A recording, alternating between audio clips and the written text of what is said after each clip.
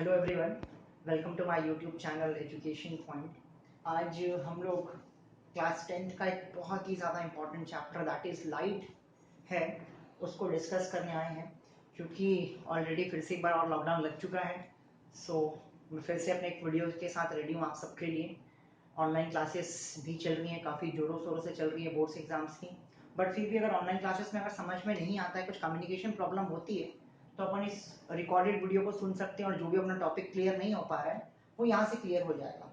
अब पूरी कोशिश करूँगा कि इस वीडियो में मैं आपको हर एक टॉपिक के बारे में ब्रीफ इंट्रोडक्शन देते चलूँ, जिससे कि आपको कोई भी डाउट अराइज ना हो। अगर होगा भी तो प्लीज़ कमेंट सेक्शन में मुझे बताना, ताकि मैं उसके लिए फिर एक नेक्स्ट वीडियो बनाऊँ। ये जो रिफ्लेक्शन का वीडियो है, बेसिकली इसको हम लोग 2 या 3 वीडियो में कंप्लीट करेंगे। आज का जो वीडियो है बेसिकली वो मैं इंट्रोडक्शन दूंगा कि रिफ्लेक्शन ऑफ लाइट होता क्या है। पहले अपन पूरी थ्योरेटिकल पार्ट कर लेते हैं, फिर अपन न्यूमेरिकल पोर्शन में जाएंगे और रे डायग्राम समझेंगे और फॉर्मेशन ऑफ इमेजेस को समझेंगे। सो without wasting a time, let's start reflection of light. अब ये जो चैप्टर है हमारे पास, रिफ्लेक्शन ऑफ लाइट, ये बेसिकली हम लोग इसमें पढ़ेंगे क्या। मैं यहाँ पे छोटा सा एक आपको लिख करके बता देता हूँ कि हम पहले पढ़ेंगे कि व्हाट इज लाइट, लाइट होता क्या है। Then second, what is the nature of light. ये थोड़ा सा एक इंटरेस्टिंग टॉपिक है, आपने शायद पहले नहीं पढ़ा होगा। नेचर ऑफ लाइट के बाद हम लोग पढ़ लेंगे लॉज ऑफ रिफ्लेक्शन के बारे में। रिफ्लेक्शन के बाद फिर हम लोग पढ़ लेंगे टाइप्स ऑफ रिफ्लेक्शन पढ़ लेंगे। एंड इसके बाद हम पढ़ लेंगे इमेजेस के बारे में पढ़ लेंगे। इमेजेस के बाद हम चल लेंगे मिरर्स में पढ़ेंगे, और मिरर के बाद अपन 2 टॉपिक पढ़ेंगे। एक पढ़ेंगे अपन प्लेन मिरर क्या होता है, what is plane mirror and what are spherical mirror. So आज के वीडियो में इतना टॉपिक हमको कवर करना है, कोशिश करूंगा कि सारा टॉपिक कवर हो जाए। So without wasting my time, let's start. What is light. Light क्या होता है बच्चों, बताओ। Light basically it is a source of energy which enable us to see the object. Light ही एक ऐसी चीज है जिसकी वजह से हम सारे ऑब्जेक्ट्स को क्या करते हैं, विजिबल देख सकते हैं। और लाइट भी बेसिकली क्या होगा, लाइट से हमें पता लगता है कि वो आ कहाँ से रही है। It also determines the source from where it is coming and from where it is get reflected back.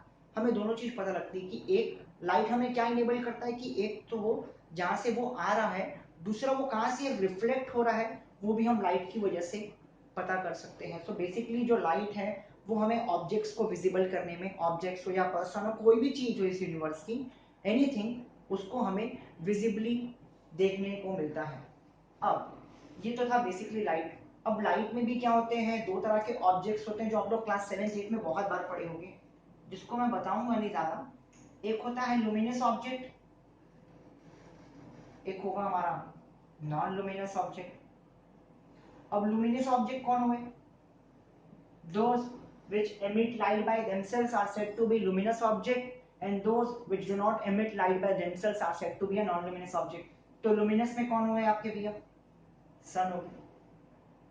हुआ कि नहीं हुआ, ये खुद से अपनी लाइट एमिट करता है, रिफ्लेक्ट करता है, देता है, तो इसको हम लोग बोलते हैं लुमिनस। नॉन लुमिनस में आ गया आपका मून, जिसकी खुद की कोई लाइट नहीं है, इसके पास खुद की लाइट नहीं है, लेकिन ये हमें विजिबल क्यों है, बिकॉज ऑफ दिस सन। सन की लाइट जब इस पे पड़ती है तो ये आपको रिफ्लेक्ट करता है अर्थ की तरफ, इस वजह से हमको मून विजिबल होता है। सो लाइट क्या करता है, इनेबल करता है हमें ऑब्जेक्ट्स को विजिबल होने के लिए, दिखने के लिए। तो ये बहुत छोटी सी चीज है, ये आप लोग बहुत बार पढ़े भी हो, लुमिनस क्या होता है, नॉन लुमिनस क्या होता है। Now further moving towards the next topic, that is nature of light. Now what is the nature of light। nature of light को जस्टिफाई करने के लिए हमारे पास 2 थ्योरी है। अब वो 2 थ्योरी कौन सी है इसको मैं बताता हूं आपको। एक होती है पहली वेव थ्योरी होती है, और नेक्स्ट होती है पार्टिकल थ्योरी बोलते हैं जिसको हम लोग, ठीक है। लाइट के नेचर को बताने के लिए हमें 2 थ्योरी पढ़नी है, जिसका नाम है wave theory and particle theory. Let's first discuss about what is the wave theory. Wave theory क्या होती है? It emits some electromagnetic waves and it does not require any medium to propagate। मतलब wave theory क्या बोलती है कि इसे कोई भी मीडियम की जरूरत नहीं है। एक तो पहली चीज तो वो इलेक्ट्रोमैग्नेटिक वेव्स है, और दूसरा it does not require any medium. Medium जैसे कि सॉलिड, लिक्विड या फिर गैस, काय के लिए? प्रोपोगेशन के लिए, प्रोपोगेट। ठीक है, तो वेव थ्योरी इस पे वर्क करती है। The theory which have electromagnetic waves and does not require any medium to propagate, उसको हम कौन सी थ्योरी बोलेंगे? वेव थ्योरी बोलेंगे। बेसिकली जो लाइट की स्पीड होती है वो कितनी होती है आपको पता है? 3 × 10⁸ मीटर पर सेकंड होती है। किसमें? वैक्यूम में होती है। ये हमें पता है, ये बहुत बार पढ़ा हमने, क्लास 7 में पढ़ते थे हम लोग। लाइट की स्पीड कितनी होती है? 3 × 10⁸ मीटर पर सेकंड इन वैक्यूम में होती है। क्योंकि इसकी वेवलेंथ बहुत कम होती है लाइट की, इसलिए इसमें इतनी स्पीड से ये भागती है। अब जो पार्टिकल थ्योरी है, बेसिकली पार्टिकल थ्योरी क्या बोलता है? That light always travel in a straight path. अब ये जो लाइट का नेचर बताया गया, ये दोनों चीजें करेक्ट है। ठीक है, कि लाइट को किसी मीडियम की जरूरत नहीं है। Light does not require any medium to propagate. Why? Because they are electromagnetic waves and also light is travelling in a straight direction, always light follows a straight path. तो ये दोनों theory क्या कहलाई? Truth कहलाई। यानी कि क्या हुआ, जो नेचर ऑफ लाइट है वो इन दोनों थ्योरी पे बेस्ड है। मतलब जो लाइट का नेचर है वो कैसा नेचर है? It's a dual nature. और इसी डुअल नेचर को आगे जब आप और फर्दर स्टडीज पढ़ोगे, फर्दर क्लासेस में जब पढ़ोगे, तो आपको एक टॉपिक मिलेगा जिसको मैं बोलूंगा क्वांटम थ्योरी ऑफ लाइट। इसके बारे में हम लोग बहुत ब्रीफ डिस्क्रिप्शन करेंगे। क्वांटम थ्योरी ऑफ लाइट में पूरी फिजिक्स डिपेंडेंट है। बहुत अच्छा टॉपिक है, क्लास 11th का टॉपिक है ये। आगे पढ़ेंगे, अगर जिस किसी की भी स्ट्रीम से अगर साइंस होने वाली है तो अपन को ये क्वांटम थ्योरी ऑफ लाइट पढ़नी पड़ेगी। सो बेसिकली ये नेचर है आपका लाइट का। Please pause the video and note it down, या स्क्रीनशॉट लेना या स्क्रीनशॉट ले लो, क्योंकि आपको नोट्स बनाना बहुत जरूरी है। जब तक आप नोट्स नहीं बनाओगे आपको आगे की चीजें समझ में नहीं आएंगी। तो बेसिकली आप नोट्स बनाते चलो मेरे साथ साथ ना।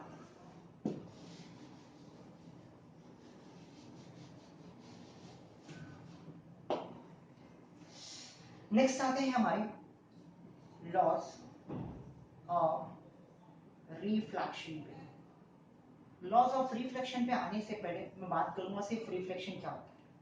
The bouncing back of light is said to be a reflection. Short में अगर मैं समझाऊं तो क्या होता है reflection? Bouncing back of light को हम लोग रिफ्लेक्शन बोलते हैं। बाउंसिंग बैक का मतलब लाइट जहां से निकली है और टकरा करके एक सरफेस से वापस उस मीडियम में ट्रैवल करती है, उसको मैं बोलता हूँ रिफ्लेक्शन ऑफ लाइट बोलते हैं। जिसका टर्मिनोलॉजी मैंने क्या यूज कर लिया? Bouncing back of light is said to be a reflection of light. अब ये जो रिफ्लेक्शन है वो हर जगह टेक प्लेस होता तो है, लेकिन प्रॉपर रिफ्लेक्शन होना भी जरूरी है। रिफ्लेक्शंस की कुछ कंडीशंस हैं, कुछ लॉज बताया गया है कि इसको हम लोग एक्चुअल रिफ्लेक्शन कब मानेंगे। एक्चुअल का मतलब मैं अभी समझाऊंगा कि क्या बोलना चाह रहा हूं मैं। ठीक है, so basically laws of reflection में क्या होता है? रिफ्लेक्शन का मतलब क्या हुआ? मान लो कोई एक सरफेस है आपके पास, ये सरफेस है आपके पास, सपोज करो सरफेस क्या, मैं मिरर ले रहा हूं। ठीक है, ये प्लेन मिरर है आपका। यहाँ पे लाइट आई, इस पॉइंट पे वो स्ट्राइक की, इस पॉइंट पे स्ट्राइक करने के बाद वो ऐसे ट्रैवल कर गई। इसको मैं बोलूंगा पूरे सिनारियो को रिफ्लेक्शन ऑफ लाइट। अब जो लाइट आती है उसको हम लोग बोलते हैं इंसिडेंट रे बोलते हैं। जो लाइट चले जाती है उसको हम लोग बोलते हैं रिफ्लेक्टेड रे। चले जाती है मतलब स्ट्राइक बैक होकर के वापस उस मीडियम में लौट जाती है, उसको हम लोग बोलते हैं reflected ray. Now the point where incident and reflected ray comes together, there forms a straight line or an imaginary line, we said it's a normal. इसको क्या बोलते हैं हम लोग?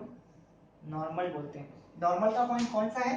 जब इंसिडेंट रे और रिफ्लेक्टेड रे एक पॉइंट पे मिल जाते हैं, उस पॉइंट पे क्या बनता है कि इमेजिनरी लाइन बनता है, जिसको मैं बोलता हूँ नॉर्मल. परपेंडिकुलर लाइन होता है यहाँ पर.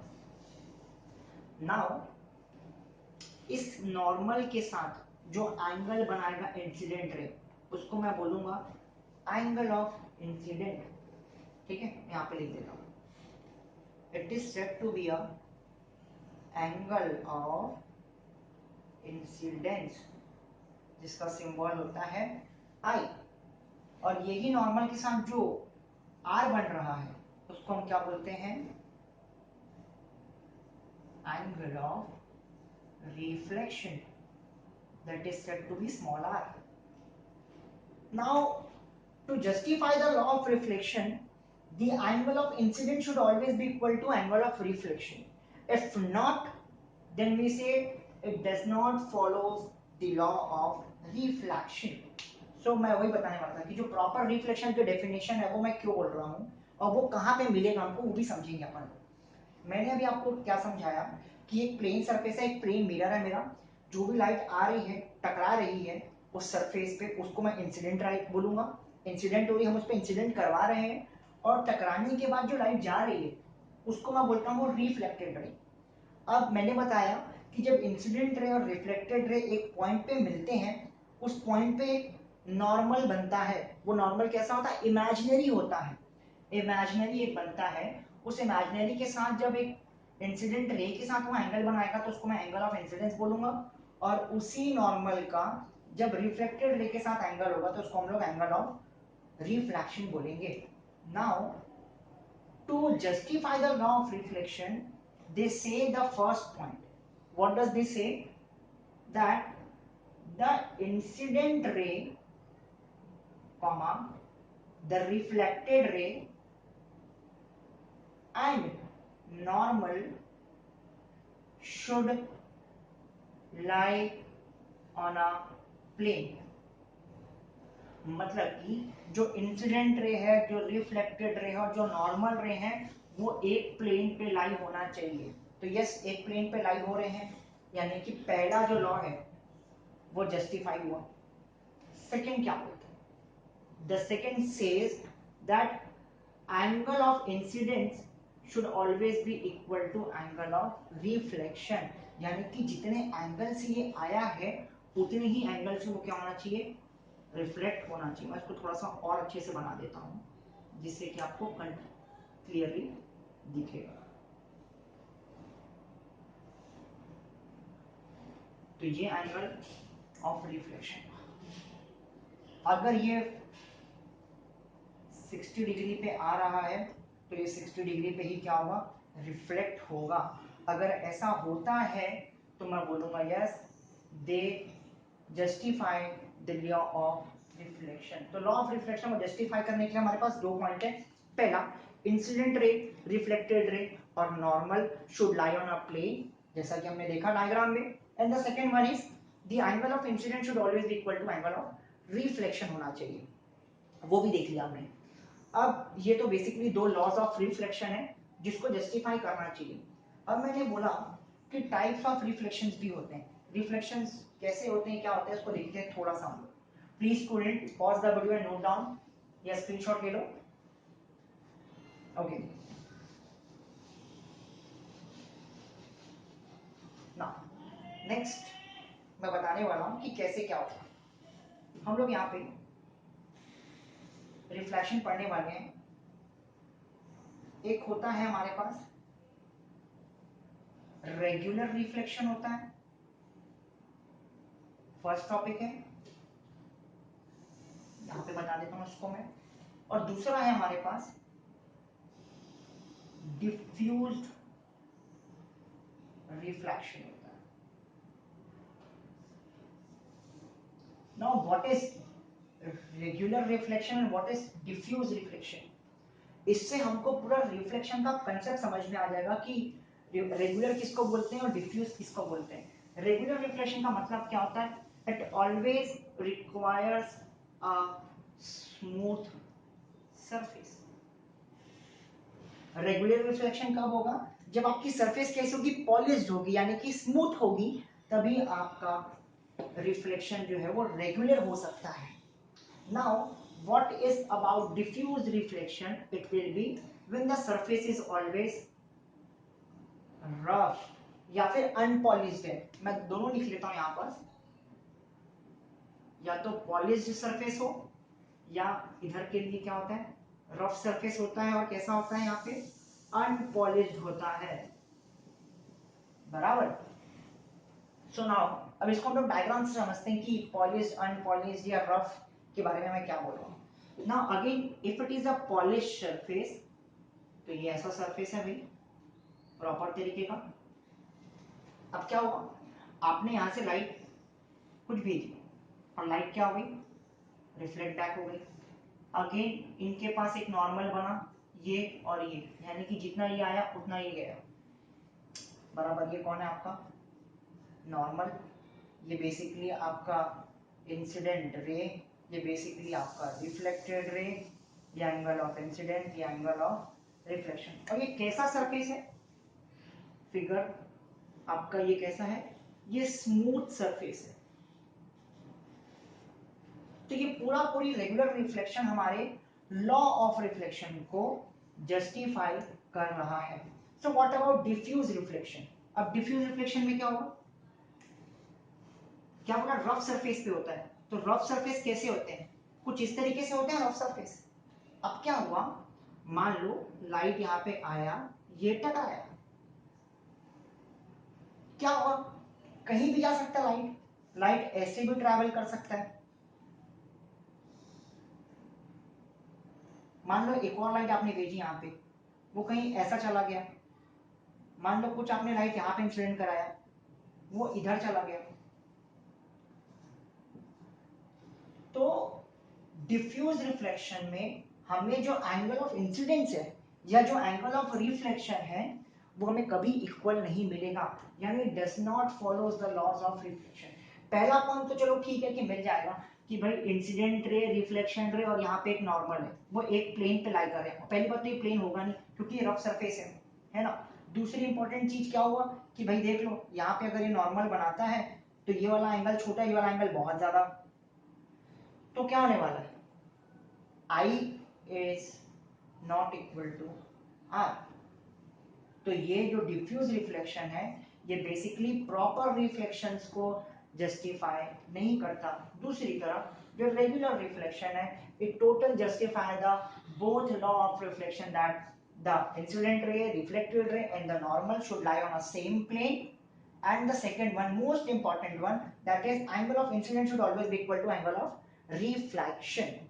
ठीक है, तो बच्चों हम लोगों ने बहुत क्लियर तरीके से पढ़ लिया है, मैं यहाँ पे लिख देता हूँ, आप चाहो तो यहाँ पास बना सकते हो, ये आई, ये भी आई आर लिख देता हूँ, इंसिडेंट रे हैं ये सारे, और ये रिफ्लेक्टेड रे हैं आपके बेसिकली, ठीक है। अब यहाँ पे आपका ये कौन सा सरफेस है, ये आपका रफ सरफेस है, और ये बेसिकली किसका डायग्राम है, ये डिफ्यूज्ड रिफ्लेक्शन का डायग्राम है। ये किसका डायग्राम है आपका, रेगुलर। डिफ्यूज को ही हम लोग एक दूसरे नाम से जानते हैं, मैं यहाँ पे ऊपर लिख रहा हूँ, डिफ्यूज को ही हम लोग बोलते हैं इररेगुलर रिफ्लेक्शन, ठीक है। एक रेगुलर, दूसरा इररेगुलर रिफ्लेक्शन। तो आप चाहो तो डिफ्यूज बोल लो, आप चाहो तो इररेगुलर बोल लो, कहीं कोई इशू नहीं है, ठीक है। तो अब हमने रेगुलर और डिफ्यूज के बारे में बहुत अच्छे से जान लिया है। अब आगे बढ़ते हैं, थोड़ी सी और थ्योरेटिकल बातें करेंगे।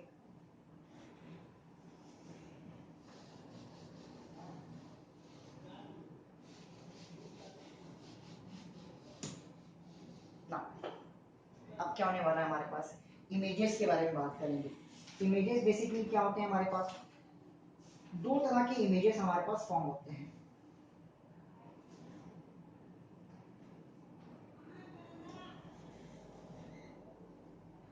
अगर किसी भी चीज से लाइट बाहर निकल के आ रही है, किसी भी चीज से आपको लाइट मिल रही है, तो मैं उसको बेसिकली ऑब्जेक्ट बोलूंगा।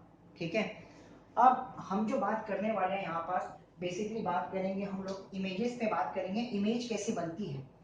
एक होती है इमेज, टोटल दो तरह की होती है। ठीक है, अगर किसी ऑब्जेक्ट से आपको लाइट मिल रही है तो बेसिकली उसकी कुछ ना कुछ इमेजेस तो बनेंगी ही बनेंगी। तो वो कौन सी इमेजेस बनेंगी उसको देखते हैं। तो नाम है, एक होते ही आपकी रियल इमेज होती है और दूसरी होती है आपके पास virtual image. Now we have to discuss about real image and virtual image। बच्चों मैं आपको बता दूं, ये जो रियल इमेज और ये वर्चुअल इमेज है, ये आपके इस चैप्टर के एंड तक चलेगा। आप जब न्यूमेरिकल बनाओगे, आप जब कॉन्केव मिरर के बारे में पढ़ोगे, आप कॉन्वेक्स मिरर के बारे में पढ़ोगे जब भी, तो आपको इनकी कैरेक्टरिस्टिक्स बतानी पड़ेगी कि जो मिरर में आपको इमेज मिला है वो कैसा मिला है, यानी कि वो रियल इमेज है या वो वर्चुअल इमेज है, और अगर रियल इमेज है तो कैसा बनता है, इन्वर्टेड बनता है, अगर वर्चुअल इमेज है तो क्या वो इरेक्ट बनता है। So basically we will see on that, but अभी हम लोग पहले बेस समझ लेते हैं कि रियल इमेज का मतलब क्या होता है और वर्चुअल इमेज का मतलब क्या होता है। अभी मैं सिर्फ जो बुक में डेफिनेशन गिवन है मैं उसके अकॉर्डिंगली आपसे बात कर रहा हूँ।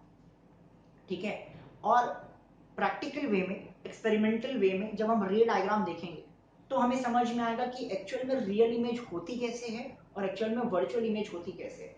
सो विदाउट वेस्टिंग अ टाइम हम सिर्फ इतना पकड़ लेते हैं, रियल इमेज का मतलब होता है कि ऐसी इमेज जिसको आप स्क्रीन पे देख सकते हो। Those image, write down the definition, that those image which can be obtained on a screen are said to be a real image. Those image which can be obtained on a screen are said to be a real images, and those images which cannot be obtained on a screen are said to be a virtual image। लिख देता हूं मैं यहाँ पे, those images which can be obtained on a screen are real image, और इसमें क्या आ जाएगा, those image which cannot be, which cannot, can't obtained on a screen, इसको हम लोग वर्चुअल बोलते हैं।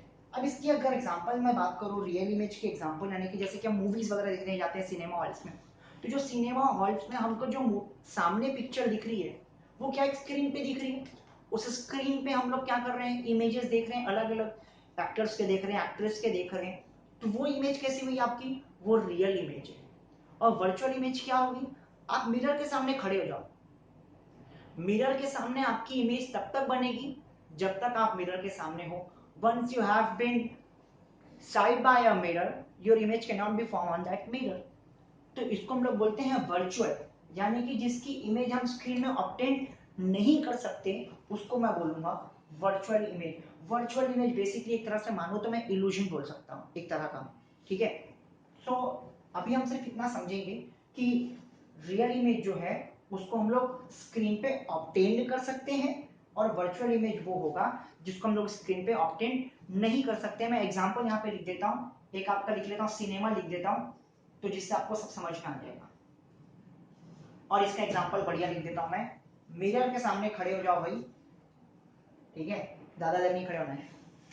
ओके, नेक्स्ट बात करते हैं हम लोग, नेक्स्ट टॉपिक है हमारे पास कि हम लोग देखेंगे। अच्छा, एक और इंपॉर्टेंट टॉपिक आता है, मैं वहां पे लिखा नहीं। ओके ओके ओके, जब मैं इमेजेस की बात कर रहा हूँ तो एक बहुत इंपॉर्टेंट टॉपिक बाहर निकल के आता है जिसको मैं बोलता हूँ लैटरल इन्वर्जन बोलता हूँ। ठीक है, now what is this lateral inversion? Lateral inversion का मतलब ये होता है कि किसी भी चीज का हमको साइड बाय वेज में दूसरी इमेज का फॉर्मेशन होना। जैसे कि आप मिरर के सामने खड़े हो, अगर आप अपना लेफ्ट हैंड रेस करोगे तो मिरर में आपको आपका राइट हैंड रेस करता हुआ दिखेगा, यानी कि क्या हुई, इमेज कैसी हुई, इन्वर्ट हो गई। कैसे हुई, लेटरली इन्वर्ट हुई। इसको हम लोग बोलते हैं लेटरल इन्वर्जन होना। एक बहुत अच्छा एग्जांपल है एम्बुलेंस। आपने कभी देखा है कि एम्बुलेंस जो लिखा हुआ रहता है वो कैसा लिखा हुआ रहता है, उल्टा लिखा हुआ रहता है। ताकि अगर हम ड्राइव कर रहे हैं और अगर हमारे पीछे एम्बुलेंस है तो जैसे ही हम अपने मिरर के थ्रू पीछे उस एम्बुलेंस को देखते हैं हमें क्लियरली एम्बुलेंस लिखा हुआ नजर आता है। लेकिन अगर आप ऐसे ही सामने जाओगे और एम्बुलेंस को देखोगे तो उल्टा दिख रहा होता है एम्बुलेंस। तो वो बेसिकली क्या हुआ, मिरर में हमने जैसे ही देखा मिरर से इमेज क्या हो गई, इन्वर्ट हो गई, और इन्वर्ट होने के बाद हमें कैसा दिखाई दिया प्रॉपरली तरीके से, वो ऐसा देता है। तो ये है हमारा लैटरल इन्वर्जन। ठीक है, तो लैटरल इन्वर्जन बहुत छोटा सा चीज है, उसमें ज्यादा कोई दिक्कत नहीं है। तो क्या होता है, the changes of an its object and its mirror image, मतलब उसके ऑब्जेक्ट को चेंज कर देता है और उसकी इमेज को भी चेंज कर देता है। बेसिकली यहाँ पे जो इसकी मिरर इमेज है वो फॉर्म हो गई है, तो उसको हम लोग बोलते हैं लैटरल इन्वर्जन। ओके, सो आगे बढ़ते हैं, बात करते हैं कि क्या होता है।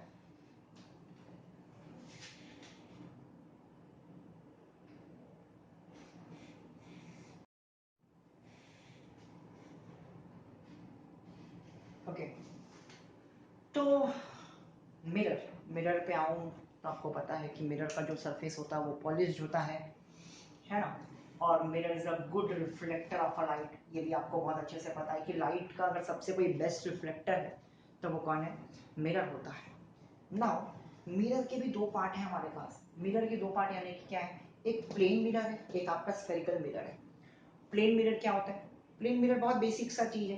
प्लेन मिरर वो होगा जिसमें हमें, जिसकी इमेज को हम स्क्रीन में ऑब्टेन नहीं कर सकते। ऑफ कोर्स जो प्लेन मिरर है उसको हम लोग, उसकी जो इमेजेस हैं उसको हम लोग स्क्रीन पे ऑब्टेन नहीं कर सकते। दूसरा जो प्लेन मिरर रहेगा वो लेटरल इन्वर्जन के लॉ को फॉलो करेगा कि भाई आप लेफ्ट हैंड उठाओगे आपका राइट हैंड होता हुआ दिखेगा। ठीक है, दूसरा प्लेन मिरर में जो ऑब्जेक्ट की साइज है वो कभी चेंज नहीं होती है। प्लेन मिरर में जो ऑब्जेक्ट की साइज रहती है वो कैसी रहती है, सेम रहती है। अगर इस पेन को अगर आप प्लेन मिरर में दिखा दो, इस मार्कर को अगर आप प्लेन मिरर में दिखा दो तो ये आपको इतना ही बड़ा दिखेगा, कोई बड़ा या छोटा नहीं दिखेगा आपको। ठीक है, सो बेसिकली हम लोग क्या करने वाले हैं, प्लेन मिरर के बारे में उतना ही था। अब क्या होने वाला है, स्फेरिकल मिरर। ठीक है, स्फेरिकल मिरर जो होता है दो टाइप का होता है। ठीक है, स्फेरिकल मिरर दो टाइप का होता है, एक को मैं बोलता हूं कॉनकेव और दूसरे को मैं बोलूंगा कॉन्वेक्स मिरर। ओके, अब ये कॉनकेव कॉन्वेक्स के बारे में हम लोग नेक्स्ट पार्ट में पढ़ेंगे।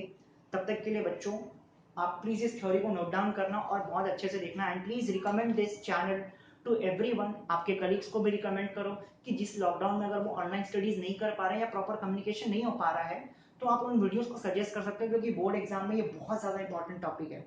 तो मैं नेक्स्ट वीडियोस में आपसे स्फेरिकल मिरर के बारे में बात करूंगा, कॉनकेव के बारे में बहुत डिस्क्रिप्शन करूंगा, मैं रे डायग्राम के बारे में बात करूंगा, इमेज फॉर्मेशन कैसा होता है। ठीक है, तो प्लीज चैनल को लाइक करें, सब्सक्राइब करें, बेल आइकन दबा करके रखना इस चीज का, और अपने फ्रेंड्स को जितना हो सकता है रिकमेंड करें। और आपको आज के वीडियोस में अगर कुछ भी समझ में नहीं आया है प्लीज आप मुझे मैसेज कर सकते हैं। ठीक है, तो मैं वेट करूंगा आप लोगों का। तब तक के लिए stay tune, stay safe. Please note down कर लेना, इस टॉपिक के थ्रू होते हुए चला जाना। Okay, good, take care of yourself.